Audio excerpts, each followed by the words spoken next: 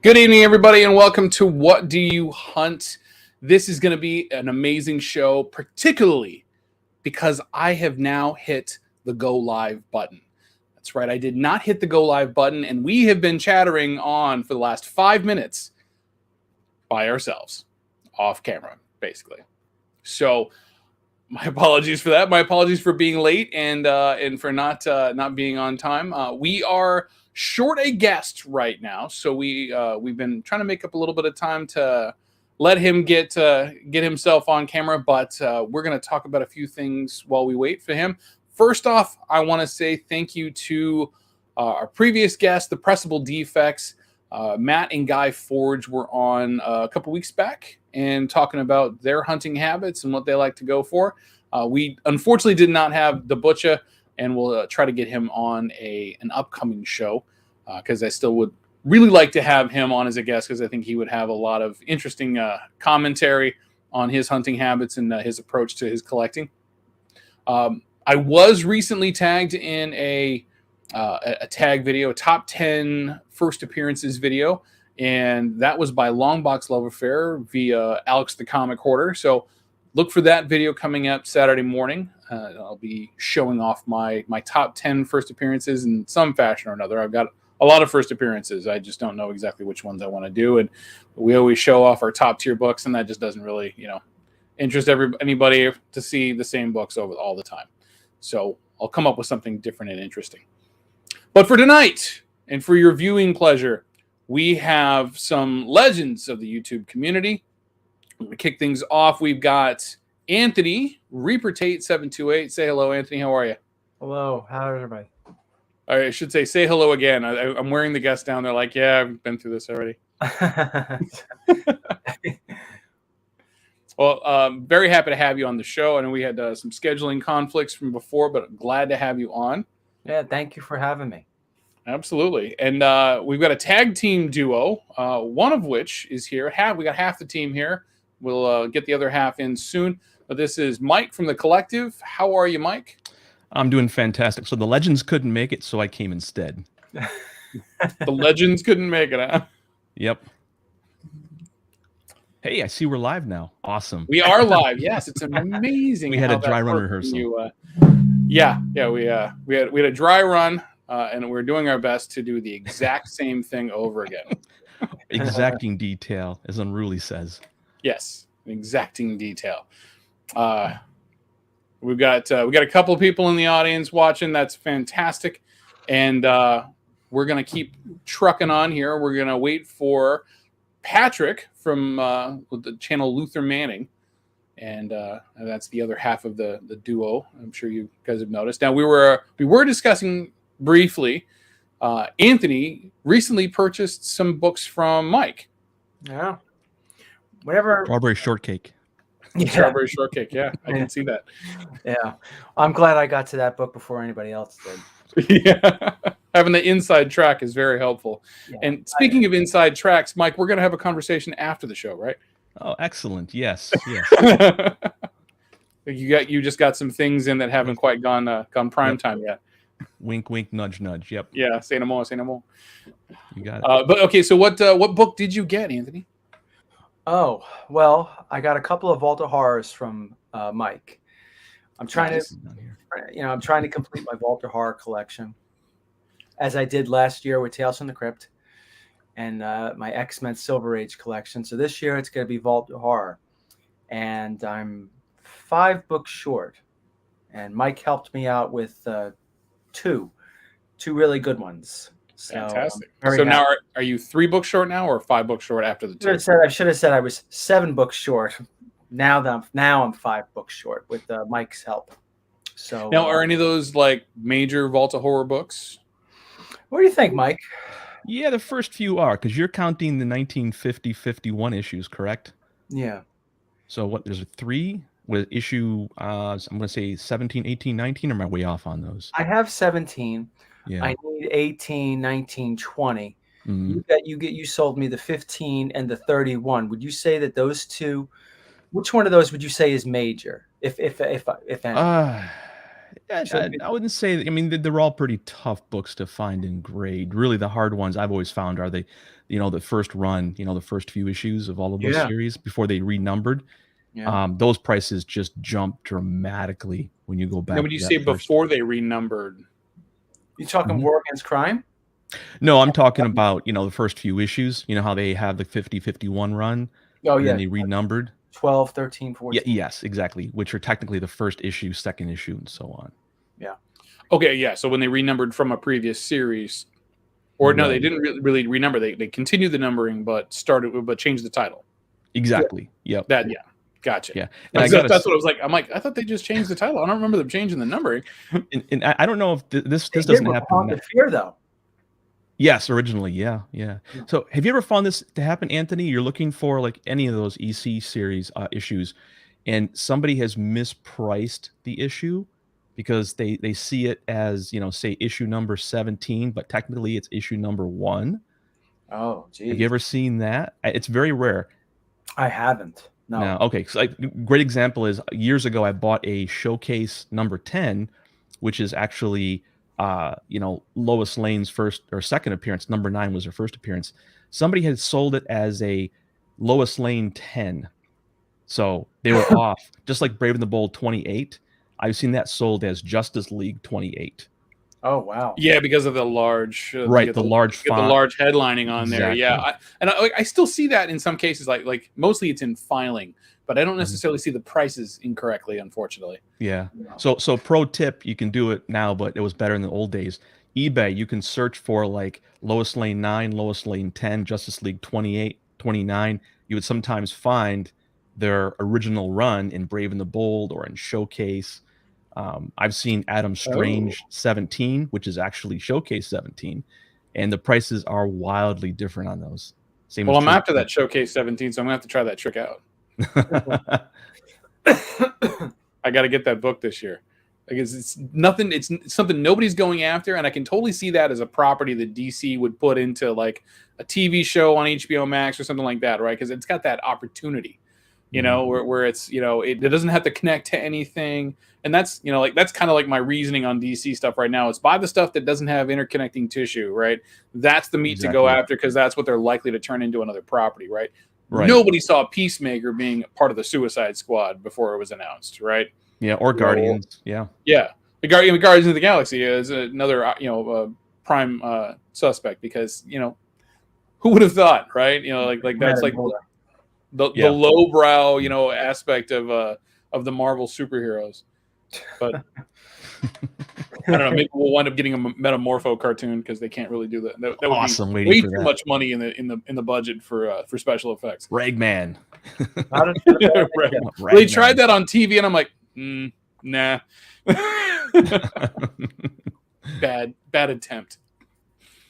So, how about you, Mike? You pick up anything recently? Oh yeah, I mean, just about every Marvel. Personal collection. Personal collection. Yeah, I actually did pick up a bunch of stuff for personal collection. So I brought a little bit of show and tell here in the background as we're going through, and I call these the donuts. So donuts. So a little backstory. Many years ago, when I started my career in the corporate world, we used to have these weekly meetings. We're very drawn out and boring. There's presentations, and a guy brought in a bunch of donuts one time, and he handed out the donuts. And somebody goes, why the donuts? And he goes, well, 10 minutes into this discussion, when you guys are starting to fall asleep, the sugar rush will kick in and you'll wake back up. So I brought some donuts here. So when things get a little bit slow, I'll kind of put a few books up here on the screen. Okay. This isn't a recent acquisition. I bought this back in, I don't know, probably 1998 for a princely sum of $350. I got the price down here in the lower corner. It's about like a VF minus, I would say. So no disrespect, but put it over your face. Your face is drawing attention from the book. There you go. There you go. Yeah, that's much better. Yeah. A little bit of gloss. There you go. There you go. Yeah, nice. That is a pretty copy. What would you estimate that to be? About a VF minus. Oh wow, just a 7.5. Yeah, 7.5.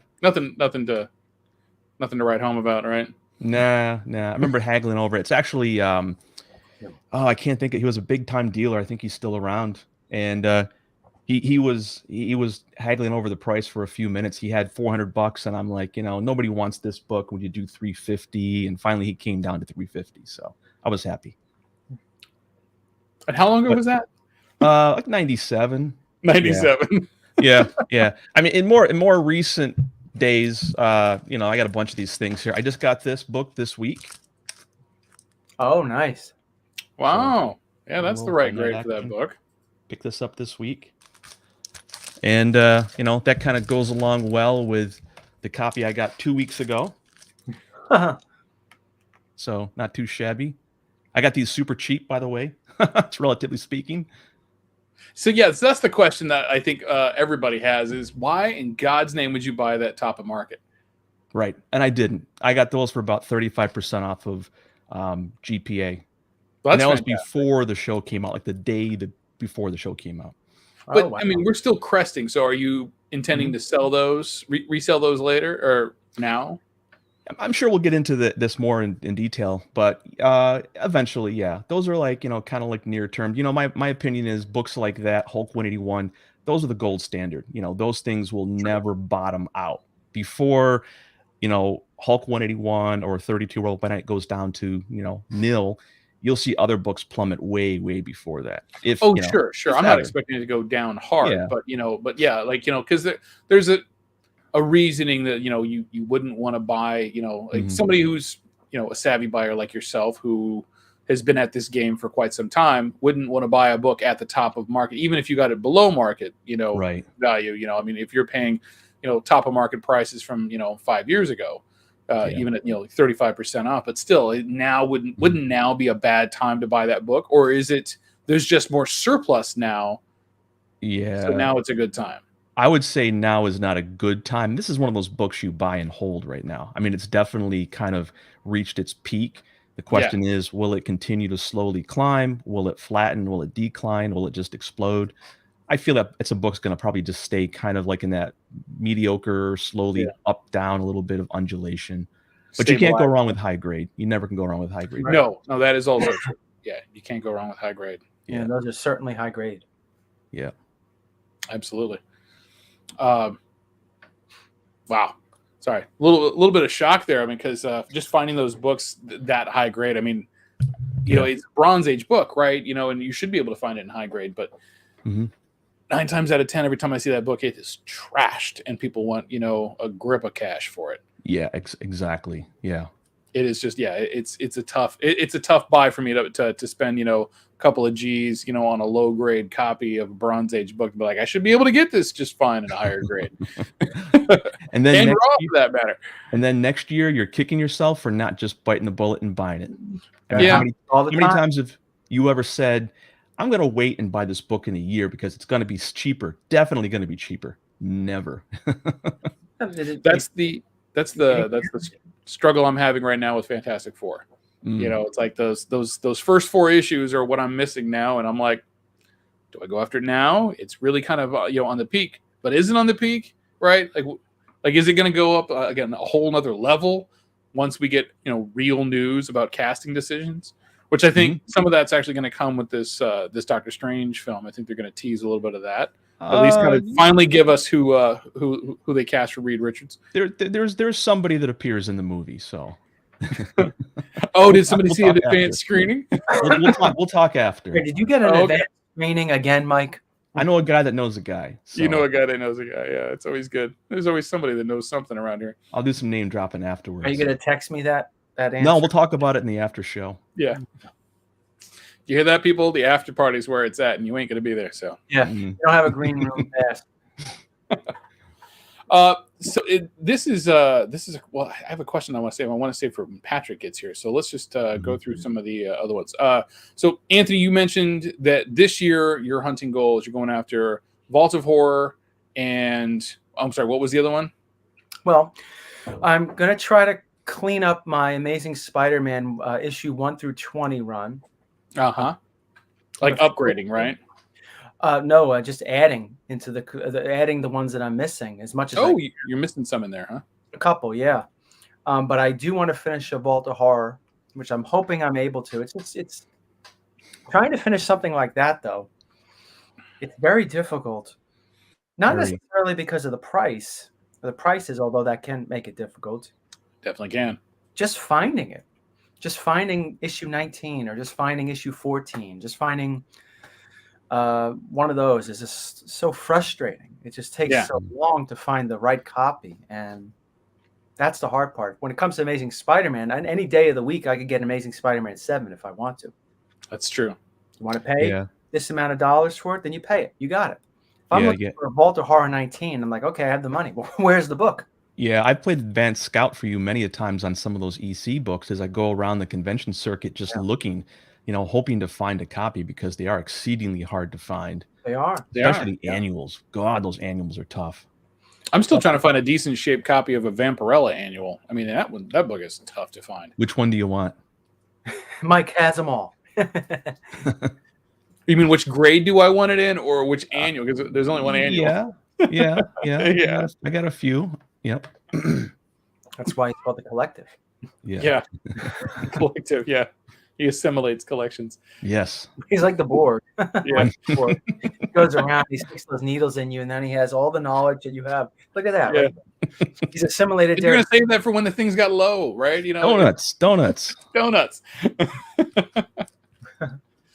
That's funny. So Amazing Spider-Man Vault of Horror, but there was another EC book you were looking at. Oh, I'm still trying to finish Haunt of Fear. Haunt of Fear that you're trying to finish off. And after that will be Shock Suspense Stories, and then I think I'm going to be done with EC. Fill a few others, but not complete. Not complete. Not complete on the entire run of EC horror books. Yeah, but just where this is my stopping point for right now. Shock will be the stopping point. Shock, yeah. Now, are there others from the EC catalog that you're not going after, or is it just the pre-code horror pieces? I like crime, but I'm not going to complete crime. I mean, I have some of the major issues, and there are a couple others that I want, but I don't see myself collecting every single one. I mean, at least right now, I don't. But I would have liked to have gotten a few of the sci-fi ones, but I don't see myself finishing those sets either because it's just. What's that weird fantasy? Mm-hmm. Yeah. I know, Mike. You're a fan of the weird fantasy ones, right? Yes. Yeah. That's how I got started. Really. Fantasy. What's the other one, Mike? There's one weird science fantasy or weird. Right. They got very creative, and weird fantasy and weird science became weird science fantasy. They combined the titles. Yeah, that's efficient. They just merge them together.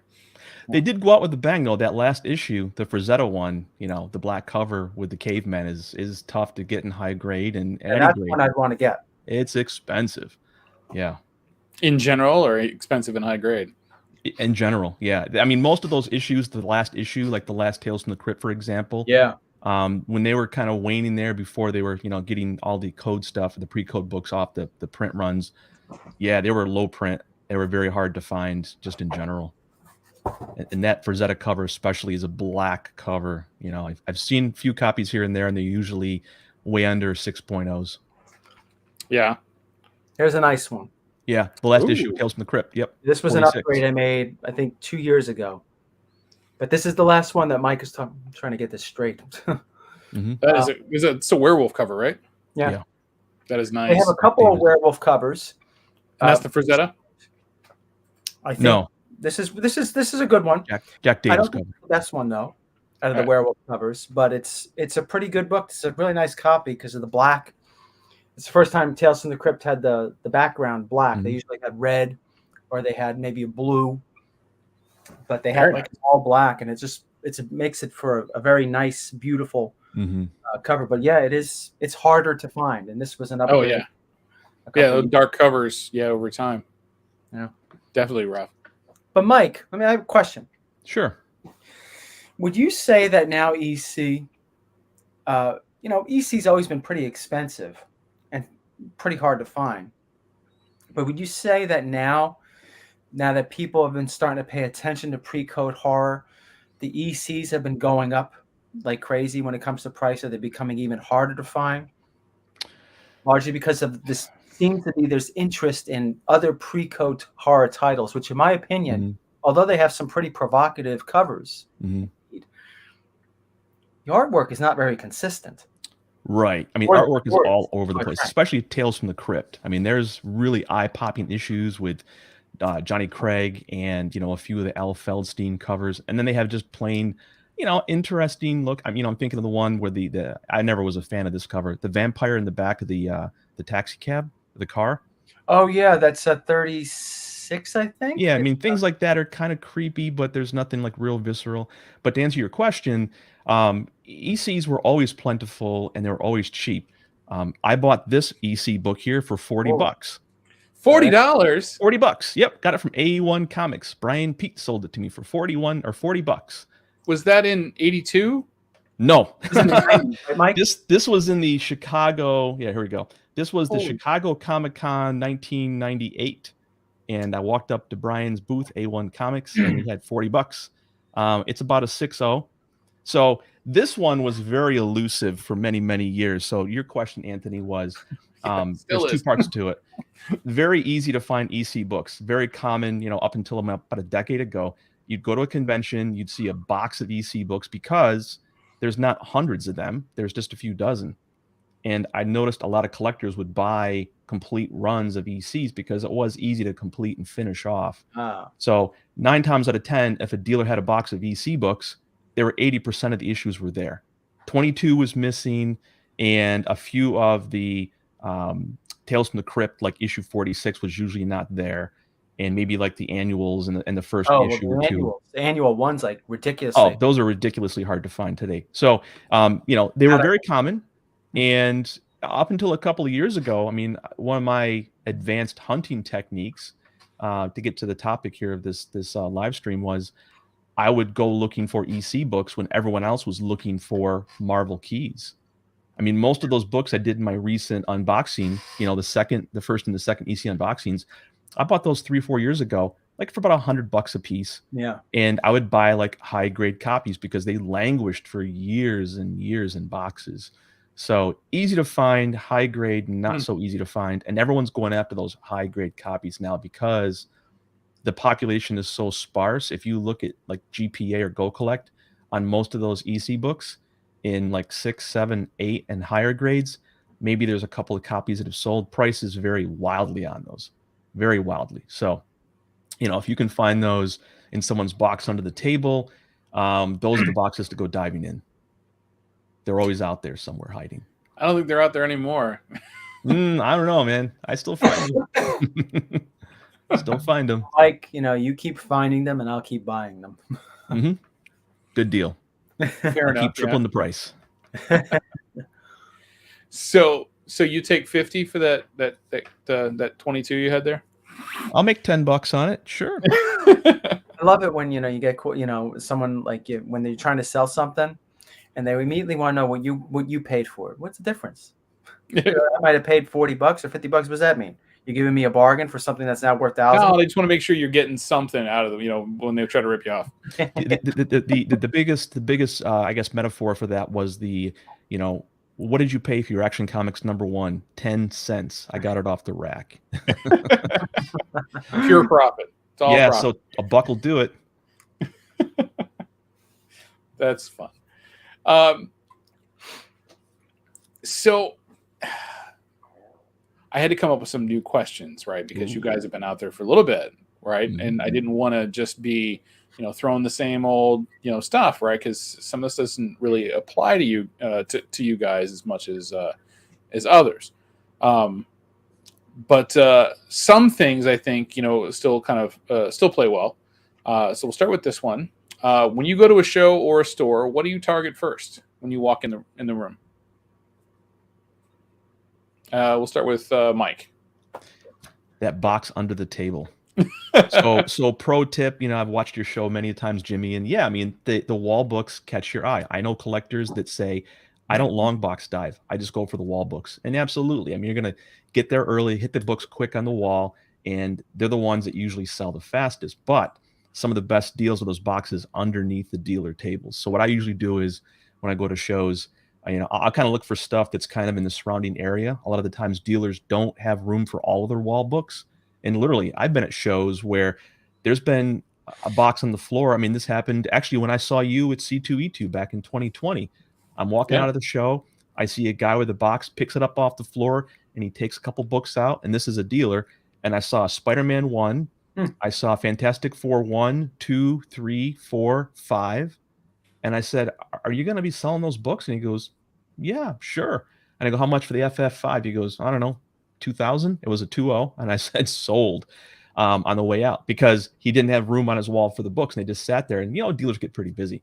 So my first target is always those things in the periphery. I look at the walls, absolutely, but look for that stuff that's kind of off to the side, or half open, half full box they haven't quite put up on the wall. And maybe they're waiting. There are a couple of dealers that will intentionally hold books back, because more and more now you have the sharks, they call them, the guys that come in that, I'm helping a vendor and I got a vendor pass. But there's now like about 50 or 60 of those guys circling the room when the show's open. I know you're laughing because, you've done it before too. I do the same thing. Yep. And, vendors recognize, and they're like, I'm not going to bring my good books out. I'm going to wait until the real, the worthy people that are actually here that are true collectors, I guess, and they'll hold books back just for that purpose. So yeah, always look around. I find it interesting. So I was at Wizard World and I was doing the same thing, right? I was there under a vendor badge, right? Just, kind of popped in there trying to, get some early action. And I stayed a little bit later. I stayed like till the end of the day, and I went up to this guy's booth. I was like, "Hey, I'll take that and that." And then she's like, "Finally, somebody who's not a dealer buying books." I was like, "Sorry," like bust out the dealer badge. I'm like, but I get that, that aspect of it. A lot of times there's a lot of that back and forth between the dealers happening on the show floor ahead of time, and then like I've seen some guys get completely wiped out, and then like have not much, available for the show. But I guess just how you handle your business. Yeah, I mean, Bob Storms is very outspoken about that. He runs High Grade Comics, and Anthony knows him. Yeah, I know. We won't go into those stories, but he's very outspoken. Right? What's that? They're all entertaining. Yeah. Rightfully so. I mean, he's outspoken. He said, "I'm a dealer, I'm a vendor. I paid my table fees. I came in here, and for decades, part of their right of being a vendor and getting in there, paying your dues, is to be able to do their buying for many years and decades, for that matter." Comic-Cons were one of the primary sources for vendors to get their stock. The dealer trade stuff is crazy. Some of the stuff you see that goes on during vendor setup night is just impressive. But yeah, Bob was very upset when more and more people would come in and borrow vendor badges and scoop up all the deals before he got a chance to go around and buy this stuff. So definitely a good point right there. Yeah. How about you, Anthony? Well, I don't really have anything like with you guys do. It's true, when I go to a show, and I haven't been to a show in a long time, largely due to COVID and all that stuff. But whenever I go to a show, the wall books do grab my eye. But a lot of times, more often than not, I am attracted to the EC books. Yeah. For Marvel books too, don't get me wrong. But you very rarely see the EC books up, or at least I don't see them up. I maybe see one or two, but it's those boxes. I don't look under the table. Maybe I should. Start kicking the skirt. Hey, lifting it up. And, there's nothing there except see what else you got. Half a slice of pizza that the guy was. A moldy hot dog. Yeah. 3-day-old bun. True story though. Not to digress just a little bit. There was this one dealer that I would see. I don't remember his name, but he would smoke a cigarette while he was there, right in front of his books. He was just doing something like this and blowing smoke, and I'm like saying to myself, "Oh, geez." But I try to look for ECs as much as I can, and the wall books do grab my eye. But the first thing I usually do is I like to walk around. If I'm going to the New York Comic Con, and I'll just try to get a lay of the land, see what's out there, take a look at what's on the wall, and it gives me a good idea of maybe just sticking around there and maybe looking at some of those long boxes. Maybe asking one of the dealers, "Hey, do you wouldn't happen to have this?" And maybe they'll pull something out, or maybe they won't. I don't know. But that's really what I do. But most of the time, though, when I'm looking for something, I'm looking for a book, I'll contact people that I know, that I trust. And that's the best way for me to grab books, other than going to that guy right there. Right here. But I By do the have, two thumbs. I do have others that like my local comic book shop guy. Like we were talking about, you go and you look at the walls, but he doesn't just have like, stuff under the curtain or under the table. He's got stuff in the basement that's superior. Yep. So I go into the basement. And where is it do you live? Come on, he's gonna run out of EC books eventually, right? The rest of us never gets ECs. He never Whenever gets he gets an EC, he immediately calls me, but he never gets ECs. However, he did get this one. Let me I'll show you this. So, You can play some interlude music in the meantime as Anthony's out there looking for his book. I got it right here. So is that the one you finally got, or are you still looking for a higher grade? No, that wasn't the one. Never gets ECs. I bought Fantastic Four from Mike. That's number 5. Yeah, you got a number 5 from me. Yep. I did, and that was it was either that or Amazing Spider-Man 2, and I was like, maybe I should go with the Doctor Doom. Good choice. I actually got Amazing Spider-Man 2 a couple years later, which for the same price it was going back in 2018. But getting back to my story with my comic book shop guy, he never gets ECs. Well, I shouldn't say never because he did get a couple. Rarely gets ECs.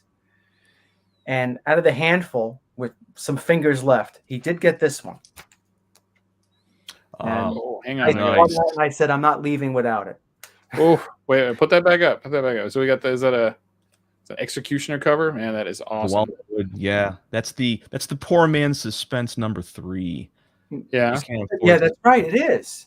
Yeah, that's a really good comparison. It is a poor man's. Yeah, for decades. 2 is a poor man's Teenage Mutant Ninja Turtles 1.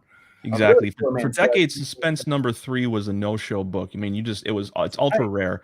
And people that wanted to get that book eventually recognized the similarities between that and the Shock Suspense. And now that book has started to take off. I got a copy of that Shock Suspense about 2 years ago.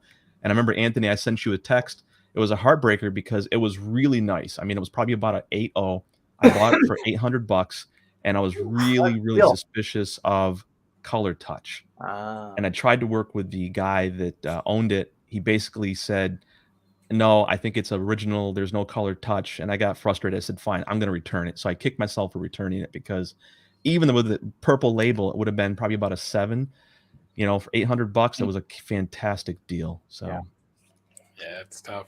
That book, just the one I just showed you. I mean, over the last couple of years, it just like spiked. Yeah, like crazy. And I always remember that book. When I first got into comics and I was getting the EC reprints, like the Gladstone and the oversized ones, the magazine type ones that were double covers. I don't know if you remember those. I don't remember who put them out, but anyway, I remember seeing that cover and I was like, oh my God, that looks pretty cool. And I never had a chance to get it. But a little trivia about this one. Anyone familiar with the HBO show, which I think most people are when it comes to Tales from the Crypt? Season 2, the one with Demi Moore and Jeffrey Tambor. Yes. Ed Wright, first story, the one where the big fat guy. Oh, yeah. Okay. Wow. One of the best Tales from the Crypt episodes was in that. Yep. Wow, that was a long time ago. Like I can honestly say that I remember when they came out. I remember watching some of them when they came out, but I don't remember. I couldn't tell you the stories. Like I remember the Crypt Keeper. Right, the Crypt Keeper was always hysterical. But, yeah, I could definitely tell you. John Kassir. Yeah, it was must see. Remember, when I was younger. I never missed an episode. Yeah. Wait, so you're not much younger than me. That much I know. So I turned 48 this year, and I remember that show had to have been on. I think like middle school or high school for me. I don't remember what year it started. I think in 80. I want to say 89. Yeah. Okay, so high school for me. Now in the movie theater, I remember watching the premiere because I liked horror. Yeah. We had HBO and watched HBO all the time, and I remember the previews for it. And I sat there and watched the debut, and I was like, "Oh, this is pretty cool." And I remember the previews for season 2 in the fall when they showed Demi Moore was going to be on it. The whole thing was they're getting these Hollywood stars to be on this TV show to give it some credibility. And Demi Moore was going to be in the first episode of season 2. And that was the one. But I enjoyed it. tremendously, that show. I never missed an episode. I mean, that's not true. The last season when they went to England, I missed those episodes. Oh yeah, it was crap. But that's funny. All right, so let's switch things up a little bit. And this is so I can't wait anymore. So over your collecting history, how have your hunting habits changed? Right, because now, Mike, I know you've been at this for quite some time. As somebody corrected me on our collection versus pedigree discussions, close to 50 years. I'm like the crypt keeper. I'm actually 104. No, I started basically, my first comics I bought were in 1973 before I can even read. I mean, I recall getting this Uncle Scrooge and Tom and Jerry comic, one of those 3-packs, and I think a Pink Panther. And, I just was attracted to the colors and the images. And then I learned that all those little scrawling little blobs were words. And I just, before that, I didn't know what that was. And I would buy comics wherever I could find them, which was usually, some of us had to buy stuff off the spinner rack. And I'm not talking like, you got all of the issues. We were like the 3-packs hanging that were, remaindered copies. So I'd get whatever was in the 3-pack. Usually it was some kind of Harvey, Casper, Richie Rich.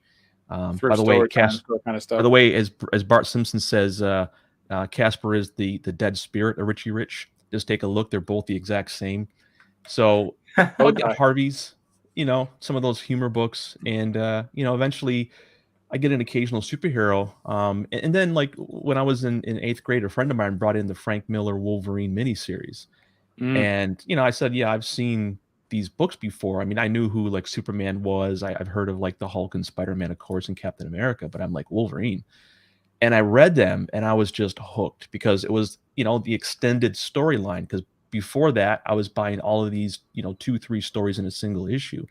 So, in 8th grade, that's when my collecting habits really changed. I was like, wow, this is just intense. And I would start to hunt back issues. I was doing mail order from guys like Howard Rogowski, Robert Bell, all those guys you see in those Marvel ads from the 70s and 80s.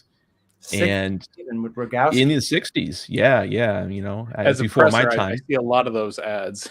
Yeah, I think I want to do a whole show actually just talking about like they like let's crank call the number. let's cold dial the number for the store in there and see if they're around anymore. I almost met Howard Rogowski. I bought from him for many, many years in the 80s and 90s. And he actually appeared at the New York Comic Con in 2015. He had a panel. And I left that day he had the panel. I looked at the program guide and I was like, oh man, Howard was there. There's a few recordings of Howard. He's a quirky guy, nothing that I expected him to be. Real nervous and jerky kind of a guy. But I'm not sure if he's still around. If he is, he's got to be pushing like, his mid 80s at this point. But back to your question, Jimmy. I started collecting back issues in the early 80s. I was that guy that could have bought Hulk 181 for $1, and hoarded piles of them. But back then, nobody knew where these books were going. I can say today, hey, go out and buy the latest issue of Fantastic Four. It's going to be worth $20,000 next year. You just don't know. But there's so many other things that grab your attention. So, I started spinner rack. I migrated to, mail order back issues. And then my first convention was 1983. And I ran into George Perez. And I'm like, who is this guy and what does he do? Because he wasn't selling comics. I didn't know what artists were. I mean, I knew somebody drew the comics, but I didn't connect the dots. I was like 12 years old. And I'm like, what? Why are you here? It's like I autograph things. I go, but I want to buy comics. I'm not here for signatures. So I blew George Perez off. And ever since then, going to conventions wherever I can, the advent of eBay and online media, I was one of those guys that was, using my modem to dial up Quantum Link in, the late 80s and do like, trading my wares list, software and looking for comic books on the early, BBSs and stuff back then. So yeah, up in the last 20, 25 years, I've been basically just online, hunting online, going to conventions. You network. I mean, there's a lot of people over the decades you talk to and connect with that will say, hey, I got a bunch of books, maybe you're interested, or maybe they're selling books. Networking goes a long, long way in the industry today. And for those of you who are wondering what a BBS is, that is a bulletin board system in the early internet. Yes. Yeah. Pre-internet. I used to ward dial. We used to ward dial. I remember doing ward dialing and stuff like that. It's a whole different topic. Oh yeah, that is a whole different topic. How about you, Anthony? How have your hunting habits changed over the time that you've been a collector? Well, you know, I don't have the past that Mike has. Sordid past. Yeah. Colorful. Torrid past. But, I originally first got into comics because of EC. I knew of comic books, and they never were really appealing to me, And then when I found out that, comic books had horror stories in it, I was like, oh, wow, this is pretty cool. And then I started looking for the horror reprints. I didn't know they were reprints at the time, and that's how I started to really get into comic books. And I remember I picked up a superhero comic. I don't remember what it was. Something silly. Picked it up, looked at it, and I was like, oh my God, this is such garbage compared to the EC stuff. Because even though I was young at the time, I was like, 10 years old, 11 years old, looking at the EC stuff, I was like, it's almost like it treats you as an adult. And that was one of the things I didn't like about comic books. That, they were just reading some of those early Marvels. And I remember when I started to try to get X-Men, reading them, I'm like, oh my God, this sucks. Yeah. Thank you, Senator. At all, but it's always collectible. They were meant for little kids.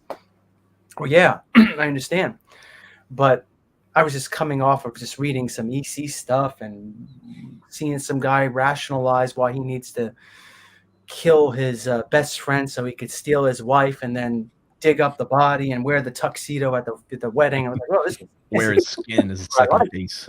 But then somebody brought it was in school. I remember the death of Robin in the Batman book, where he's death by the Joker. I was like, oh, that's pretty cool.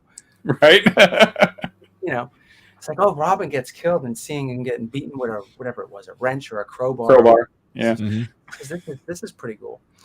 But it really wasn't until X-Men when I started to change my habits. Where I saw the animated series. And I was like, this might be interesting. And it was really X-Men that started to get me into superheroes. So you could say I liked horror because that was really my base. But I started getting into superheroes a little bit with X-Men and Spider-Man. And, I've been there ever since. But over the recent years, it seems like I've gone back to my my origins. Although I still like superheroes, I still like collecting Marvel superhero books and all that stuff. Last year, like I said, I completed my X-Men Silver Age run, trying to complete Fantastic Four and Spider-Man. Obviously, they still are really cool to me. But I get the same pleasure in buying an EC book than some out there that might get pleasure in buying the first appearance of Ghost Rider or Moon Knight or Doctor Doom or something like that. It's the same type of pleasure because that's how much I'm into the EC books. That's fantastic. So I started off. I didn't start off in superheroes either. I started off in war books because at the time I was. But I had G.I. Joes, and I was watching the TV show, and I came across the comic, and I was like, what is this? Yeah. And that really just kind of got me into it. And then from there, I kind of stepped into the Nom and some of the Sergeant Rocks. And then from there, I met a guy at summer school transitioning from elementary to junior high. I met a kid at summer school, and he showed me X-Men, and that was it, right? X-Men was the greatest thing I'd ever read. Suck you in.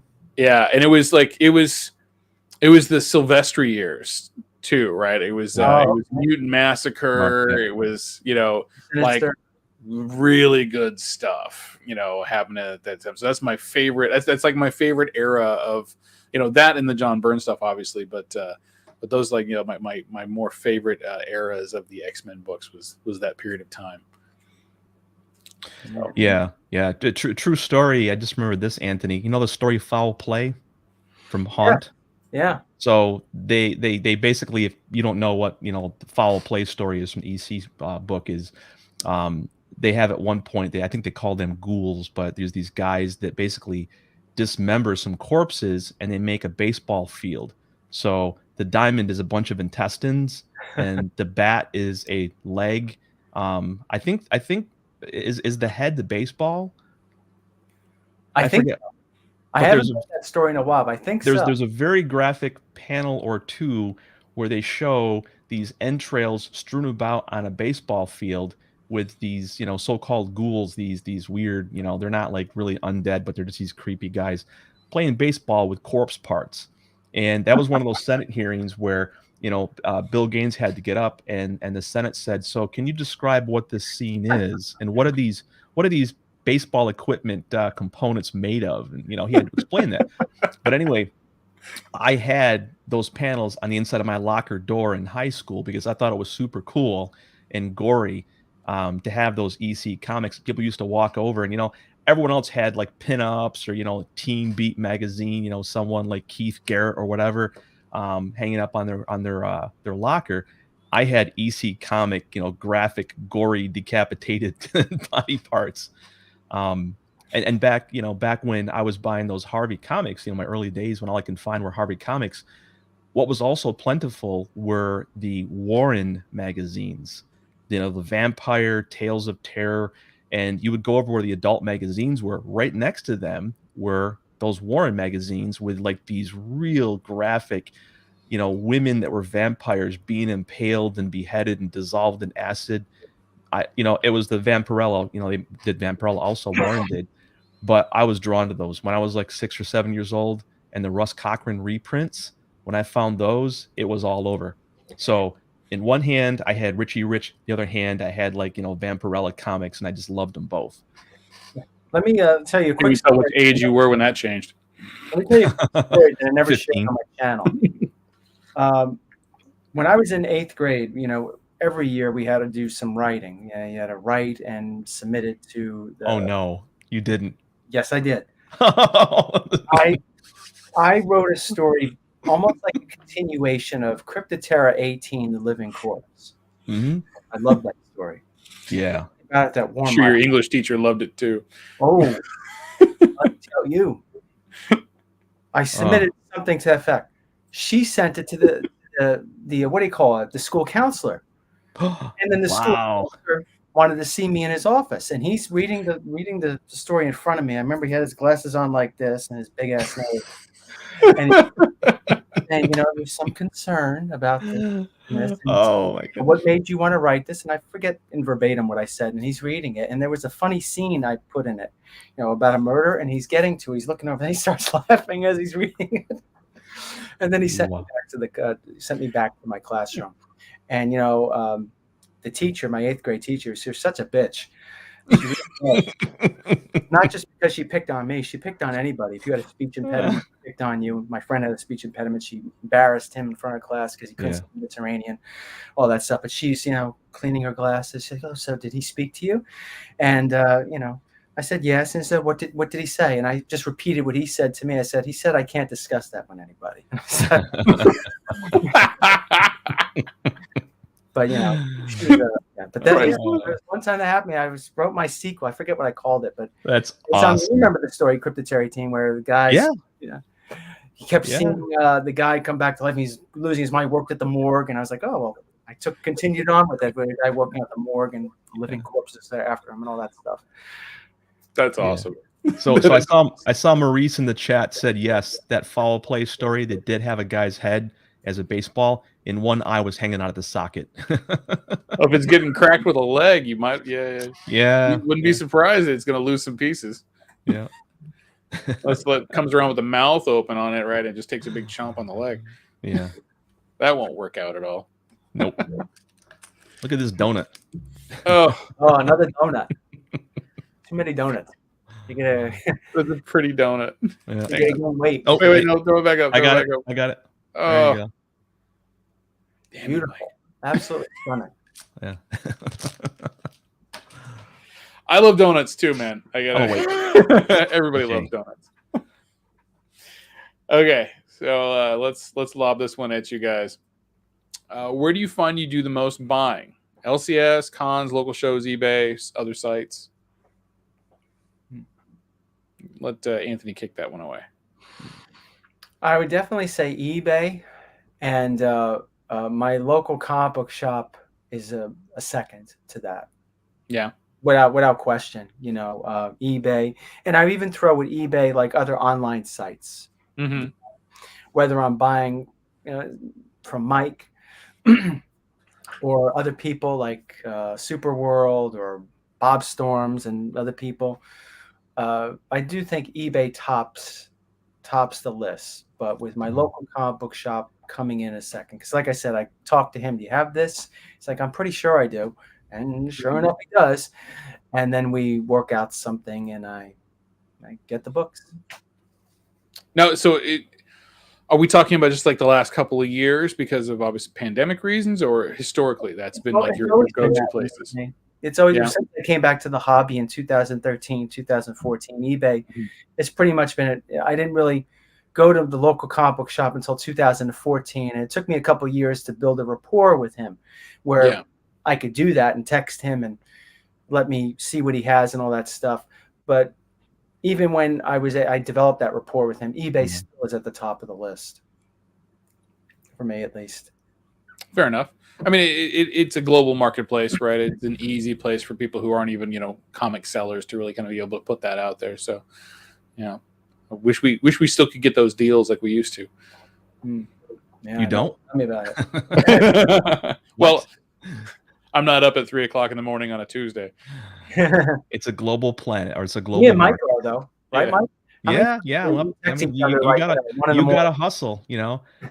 I jog about 30, 40 miles a week just to stay into shape, to stay ahead of those crowds and be that first person. I mean, seriously. I mean, New York City Comic Con, Anthony. When I go there, I look at my app on my phone and I'll walk 25, 30 miles over the course of 3-4 days. And you got to hustle at some of these shows to be able to, get to the dealer booths and cover the floor and be quick about it. That is true. That is very true. But you got to build up some strong elbows too, right? Yeah, elbowing people out of the way. The nudging. Yeah, tough skin. So how about you? Where do you find that you do your most buying? So yeah, I don't hunt comics. Comics hunt me. They find me. Yeah, it's funny because I just was thinking when Anthony was talking. I've been on eBay now for almost 25 years since its inception, and over the years, I mean, for those of you that have been on eBay in the last 4 or 5, it was a different beast. I mean, wildly different. Before there was no, I mean, believe it or not, there was no pictures for the first 4 or 5 years. If you had a picture, you were lucky because digital cameras were just being invented. And I could buy books on eBay. I'd bid 30% of whatever guide, Overstreet, Magic 8 Ball I was using, and I would win half of the books. And then I raised my maximum bid to like 50%, and then 70 and 80. And then the last like maybe 2 or 3 years since the pandemic started, there's this mentality of buy raw, grade, and flip the book, no matter what it takes. And more often than not, if I see like a key book on eBay, I'll grade it before I even think about a price. It almost always goes over my price. So I'm thinking people are being a little wishful thinking when they see these raw books and they get caught up in that action. So even at 80% on eBay, I have to tap out. So most of the purchases I do are no longer on eBay. A lot of the stuff I get now is direct purchases. I have a lot of people that will come to me, whether it's a local comic shop or I'm at a convention helping some dealers set up, and they'll say, hey, I got like 3 long boxes of books, go digging. I get an occasional call now because I have a website and people will contact me through that, or just some networking. I know people, one of the things I did a video for during the quarantine is there's no shows. So I would contact some vendors that I knew and they were open to it. And I would say, hey, can I come over to your house and dig through your boxes? Like, yeah, sure. So it was a convention on demand almost. Yeah. And in the tide shift, if you do enough of this stuff and you do a lot of purchasing, you can see the cycling where a lot of people will buy a book at a convention. It then goes to CGC. It then goes on to eBay. They get a good price for it. The GPA goes up. Dealers start buying the books because the book is on the rise. The book then goes back to the collector's hands at a convention. So yeah, I do a lot of my buying now either directly or, through like some of the bigger auction companies, because that's where the real hard to find books do pop up. Books like this. Looking for this book for a very long time, and I saw a copy on Heritage a couple months back, and I snagged it. I would never find this at a convention. I would just be hard pressed to find it. So stuff like that. I hunt for these books now, and a lot of the bigger auction sites. So okay, I'm gonna parlay into that, because I have personally, I've bought off eBay before, right? Mm-hmm. And sometimes I've won, auctions, right? And I get your point, right? Like, there's a threshold that, like, okay, I'm not going to go over this, right? I was recently bidding on a Tomb of Dracula 25, right? Like, it's one of the few books that I have left to get, but it's the only key really that I have left to get. And I had a idea in mind of where I was going to let that. And same as you, I'm seeing these books go far beyond those thresholds of where I think that book should be valued at or not. Now, my wife will tell you it's just because I'm cheap, and she's right. But that's not the point. The point is that, like, we're still seeing these books just kind of go for like these record-breaking prices, even in the raw, right? Yeah. Which is also another whole portion of the sale that's not being reported to a lot of these sites. Yes. Like you'll get some stuff from, like, you go to coverprice.com and they'll tell you raw sales and stuff like that. Mm-hmm. Unfortunately, they don't tell you where they come from, and then they don't also. There's really no way to tell what the grade is, right?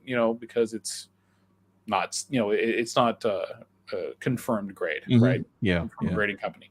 But I have not personally purchased any books from a different auction site, right? Not Heritage, Comic Link, Metropolis, none of them. Mm-hmm. So, what's your experience been from those kinds of sites? From non-eBay auction houses. Yeah, it's been really good. It's not a real well-kept secret, but most of the big dealers have been buying from auction houses for quite a long time. That's where they get their surplus. You don't just see suddenly a person walk up with 10 copies of AF-15. No. They're bidding on those. And it's quite often, you'll see at a show, if it's like a Saturday or a Sunday when Heritage runs some of their big auctions, you'll see dealers on their phone bidding on stuff. So that's where you find those really hard to get books. But I've also seen them at the shows buying off of guys, racks and stuff too. Yeah. They do the pre-show purchases, but you got to factor in with the auction companies. If you're not talking like eBay, which is an auction company, but Heritage, Comic Link, Comic Connect, Hakes, Golden. There's PB auction galleries. There's a Matthew Bullock. There's a whole slew of them out there. You got to make sure you factor in the buyer's premium. Number one, get that buyer's premium, because I've been in a couple to whatever your last is. Yeah, I've been in a couple of small, like PB auction galleries or Matthew Bullock. There's a couple out there that are like small to mid-size, and people just stumble in and go, "Wow, this is a good price." And I'm thinking, no, they're not aware of that buyer's premium. I would love to have a reality show where you see people like bidding on books and they get excited, thinking, "Oh my God, I just bought this book at a killer price."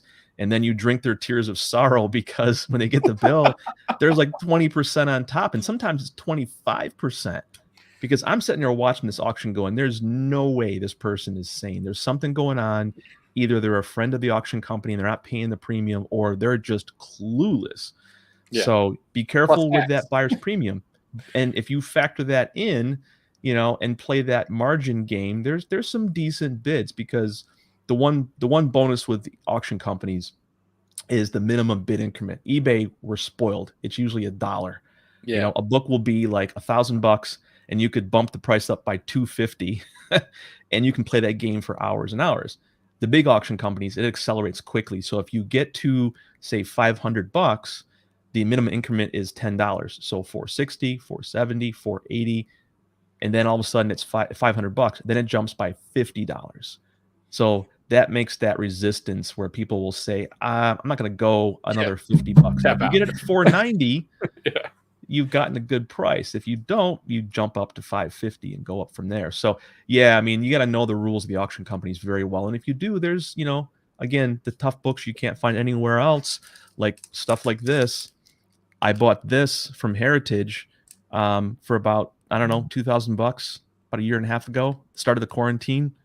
So this was like probably half of the market price at the time, because A, nobody was online, and B, people that were online were very reluctant to start buying comics at the start of the quarantine. Yeah. But I was ready. I mean, I knew the rules, and I was like, okay, I'm gonna just jump on some of these books and bid hard, and it paid off.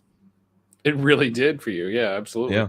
Because I mean, you can't get a 2.5 for $2,000. Yeah, I mean, I got this book, Anthony. You recognize this book right here, Crypt of Terror. I recognize it. This is the last issue in this run, and I think I paid about, I don't know, like $1,000 for this book. Again, I got this at the start of the quarantine, and there was nobody bidding. There's nobody there at the auction, So let me ask you a question, Mike. So are those books that are like in your personal collection, or do you have kind of a floating personal collection, or? Yeah. So the real quick, my PC is, I started with Richie Rich and EC, and I stuck with EC.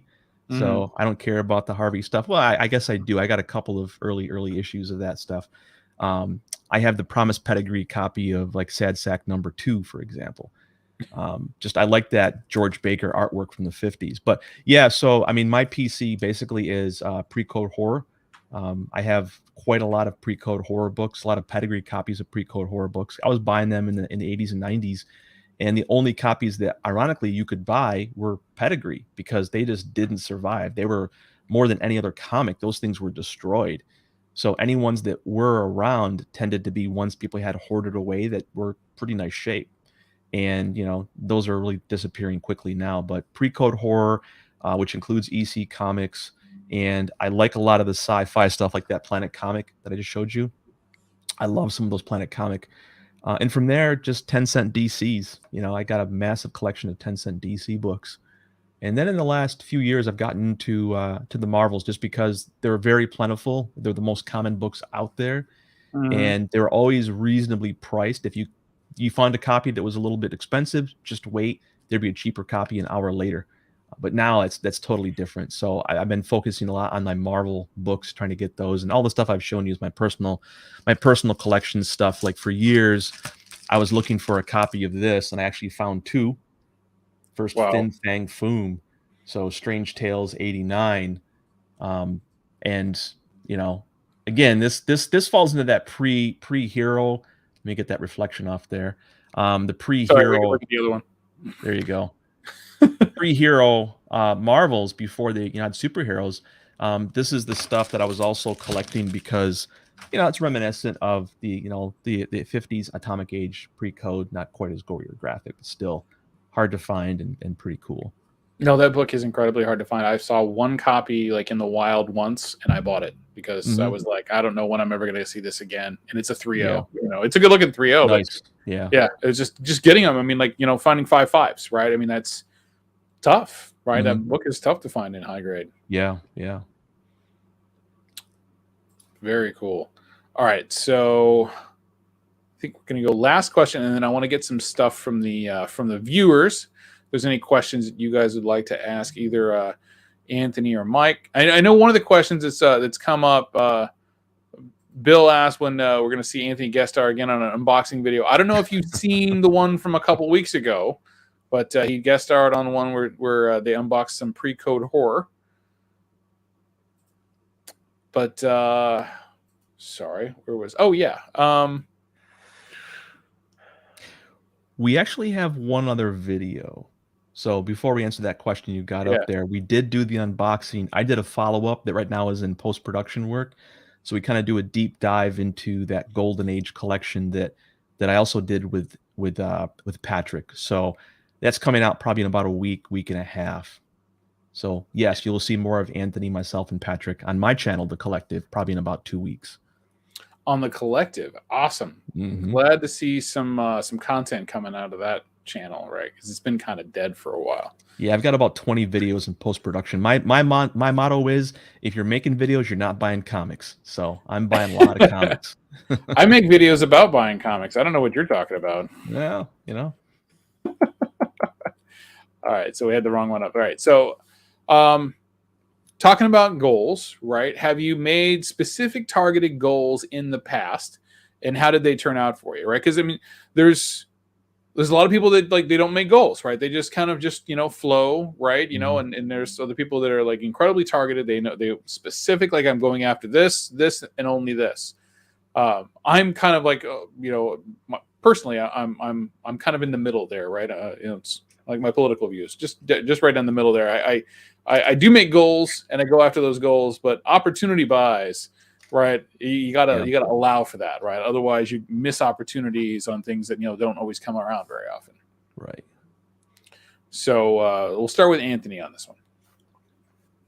Yeah, I think I've made many goals in the past, trying to get certain books in my collection, saying, "Oh, I want to make sure I have this, I have that," and it did turn out pretty well. I've mentioned on my channel that if I were to stop collecting, if for whatever reason, if I said, you know what, this is it, even though I didn't finish certain collections that I want to finish, some of those goals, I've achieved most of the goals that I wanted. And it's a pretty satisfying feeling. I've managed to get the first appearance of Spider-Man. I managed to get several of the first Marvels, with the X-Men, Fantastic Four, all that. Managed to complete my X-Men run, managed to complete Tales from the Crypt, managed to get the first appearance of the Crypt Keeper, which is another incredibly hard book to get. Yeah. And I noticed, I don't know if this is a recent, I don't know if the sale has been changed, but if you take a look at the sale, what was it on Heritage back in October for a 4.5 or a 5, it was crazy on the Crime Patrol 15. Oh my God. Yeah, that was insane. I think it was like what, 30,000? It was like way up there. No, I think a 4.5 sold for about 12 grand. Oh yes, that was the one that was, there was a high grade copy that sold for 30K. Yeah, that's it's something else. But I managed to do some of those things that I set a goal for, and some things that I never thought I'd be able to do.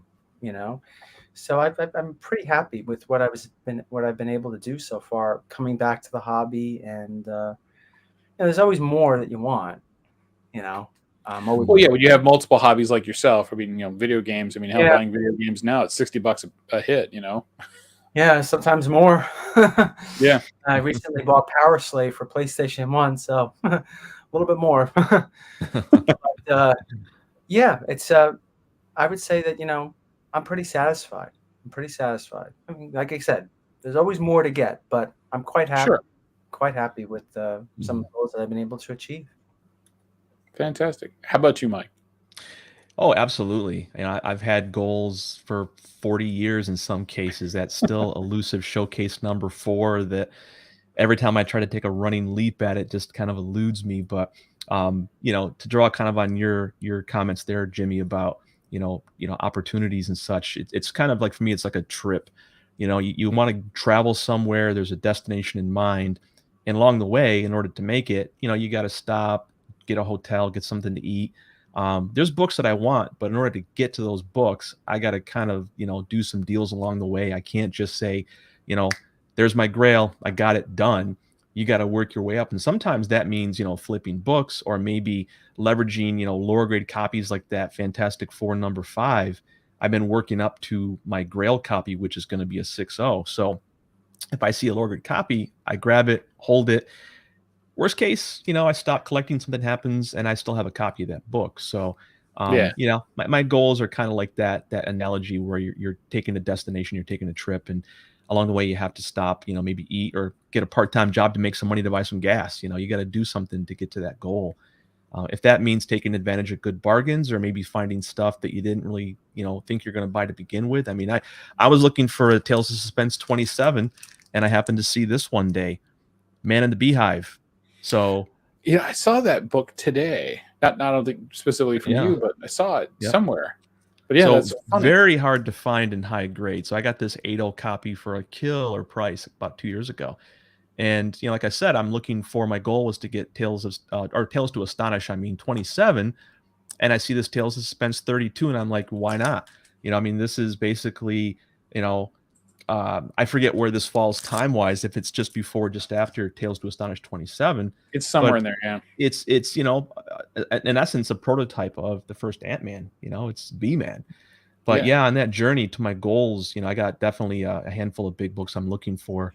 but you find stuff along the way, and opportunities arise. It's like you do it. And my motto is also, buy what you like. I mean, if you buy something just because you heard it's a hot book or whatever, it's going to bite you eventually. So Oh yeah.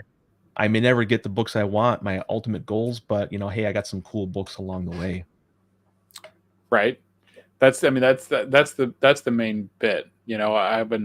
I've been going over lately, and I've been looking at, like, what do I want to keep as part of my collection? What do I want to upgrade? Like, what kind of level of quality do I want to have to my collection? Obviously pare that down. And yeah, there's choices you got to make. There's decisions you got to make. If you're on the road to get those big books, you gotta make those pit stops. You gotta pick up the small ones along the way. I mean, I have a box full of keys over here, of stuff that I need to clean, press, submit for grading, to flip for a higher value, so that I can use that money to get, bigger books that I don't have, because they're duplicates. I'll pick up duplicates of, solid keys every day of the week, especially if you get them for good prices. So yeah, I'm with you. I hear you. That's a good path to follow. Yep. Well, I think we're going to close this out. Jackson has requested that you guys do more unboxing videos to show Bill how it's done. I can appreciate that. I think Bill's problem, honestly, is that he needs, he needs an Ed McMahon, like, on the couch. He's got that Johnny Carson straight man, shtick, like, down pat, but he needs somebody to laugh at the jokes. I will say one of the keys to doing a good, like, YouTube and any kind of broadcasting, you need to have that personality. There are some people that do very well by themselves, but you'll always do better with multiple people to riff off of, or have those comments, or the Ed McMahon kind of a person. If you watch the John Campea channel, he's talked about that for a long time, where he builds people that are in part of a show, and the right people just elevate the entire experience. So yeah, definitely, if you can get guests on like you do, Jimmy, which is fantastic, or have that go-to person to join you on other videos. Yeah, thank you. That's always the goal, is to kind of keep it going. Mm-hmm. TJ says, I have hundreds. I just have to press and grade for the PC. And I know the feeling, man. I definitely know the feeling. I've got, what is it, like 4 short boxes of just my own stuff that I still have to go through and get graded. It's a never-ending battle. It's an uphill climb, I'll tell you that much.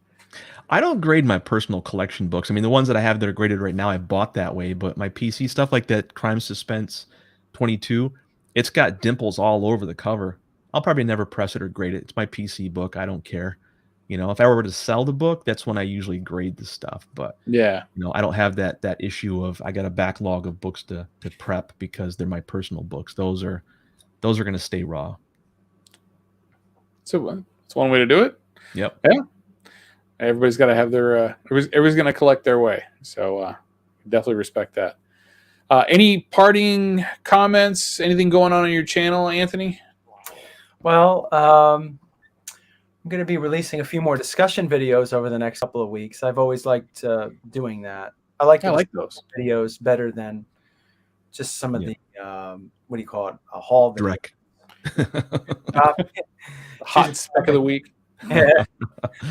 Choose a topic, talk about it, and I enjoy speaking with people that leave comments. It's always interesting and seeing where it goes. So that's what I have going on. And hopefully release one of those tonight. But I don't know. We'll see. How about you, Mike? You got a video that you're prepping for release? A little bit of everything. I got about probably 15 or 20 videos in the backlog. I mean, I've got a massive amount of videos. I need to hire a full-time production. Actually, I did talk to a person about doing some video production work for me. But besides that, and competitive running and working in the corporate world, I also I'm doing my own convention. So the 3rd convention here, Empire Comic Fest. You can look it up, empirecomicfest.com. We're also on Instagram. And we have a couple of special guests. It's going to be July 16th. Right now I have Mike Grell and Keith Williams coming. So it's all comics. It's all comic dealers. And we're trying to pack as many as we can. So if you go to Old School Comic Show, we're kind of following that same theme, where we just want to have that vintage kind of back in the day when you went in, there was just just dealers selling comic books. There's not a lot else going on. There's some toys and such, but we're looking to just pack as many comic books as we can into one venue. So that's coming up. Guest starring on all these different YouTube shows here. I've got several, this was one of the more recent ones. Me and Patrick just did an unboxing last night. He's probably still sleeping in because we were up until 9 o'clock that night, so it was past his bedtime. But yeah, he should be getting that out this weekend. And I got about another, 10, 15 boxes coming back from CGC. So, I'm doing a show this weekend too in Buffalo, New York called Decepticon. So if you're in the area, come out and join us. It's going to be a cool show. Again, all comic vendors, all comic books. Nice. And that website address is sellingcomics.com with 2 L's, unlike your banner. Oh, I typed it wrong. Look at that. So just so everybody knows, I rushed to get it. Everyone's like, sellingcomics.com. I can't find this website. Oh, well. Right? Yeah. Deny. Yep. Well, thank you everybody for coming and hanging out with us. I do appreciate it. Thank you both for coming onto the show and talking about your hunting. Killing me, Mike. Thank you for the donuts, Mike. We do appreciate plenty of donuts here. Right. I'm full. No more donuts, please. Too many donuts. All right. So look out for videos from all of us coming out soon.